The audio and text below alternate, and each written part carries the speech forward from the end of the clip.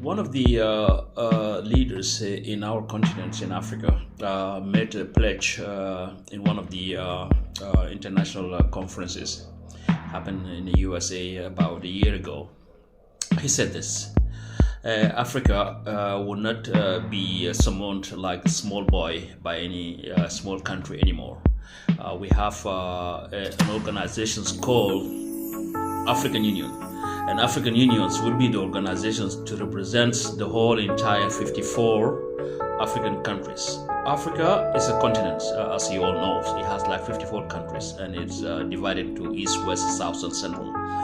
And therefore, it is a pity that the very same leader who made this pledge that he will not be able to attend, or he will have actually mobilized the rest of African countries not to be squandered into a small bus like it happened in the United Kingdom during the pass on of Her Majesty the Queen Elizabeth. They were all in the buses, whereby it was different from the other leaders who were escorted in the private cars and etc. Now, to make the matter worse, the very same honorable president, he was the first one to get into flight, standing in the last row between the General Secretary of African Union and the head of the United Nations. So it's a pity that African leaders are just always like, okay, to be called just on a snap of a phone call. Hey, gather me who's who leading whoever in Africa. I want them to be in certain countries at certain times. Have you ever heard that Asian countries has been summoned to come as a whole entire Asians? Like, okay, call me Asians. I want to have a meeting with them. So basically, what I see here, the irony that I see here, is that these people see problems with us more than we see our own problems. Africans don't see their own problems. It is other people who see the problems. That's why they call you to come and tell you your problems. And then our leaders who sit back or who accepted the invitation to go down there to be told what they be told, you are strengthening their economy. You're flying there at your own cost. You're going to stay in a hotel at your own cost. They're not going to pay for it, and they're not going to give you a pocket money to go back with. So think about this. Think about the delegation that you're taking. Yeah. Think about how many days you're going to spend down there in that country. Of course, yes, some of these one will definitely be going shopping. They're not going to do anything. They're not going to deliver. They're not going to do any bilateral. Okay, it happens time and time again, and we've seen it all. Okay. If it happened like in a summit of Davos in Switzerland, Davos is a speed dating for business. Yes, it is a speed dating for business, whereby you come and pitch your business to the world leader or other world leaders who have their own billionaires who are there, who can help you invest in your country to make sure that they produce a very good amounts of economical benefit to your people and to the country itself as well.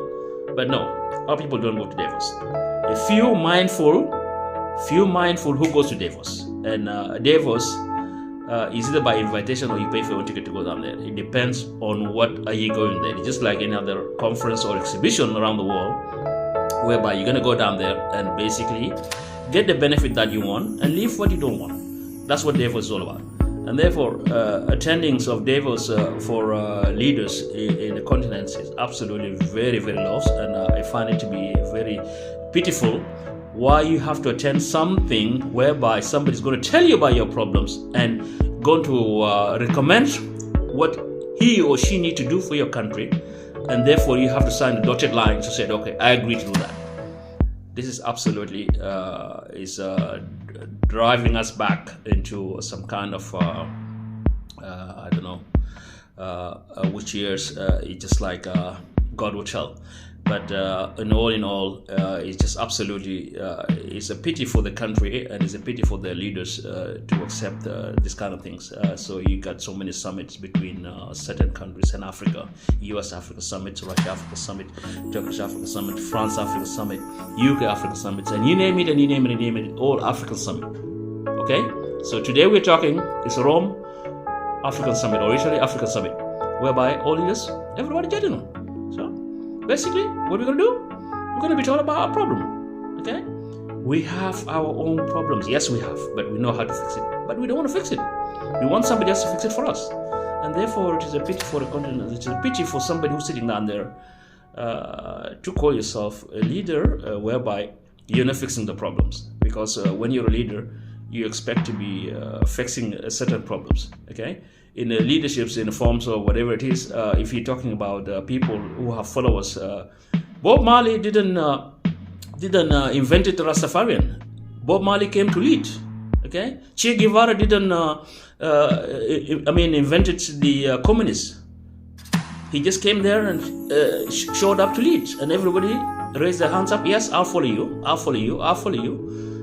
And then they lead, and there where they lead, and that's where they end. Their legacy still remains till today. And therefore, we expect our leaders for your legacy to remain.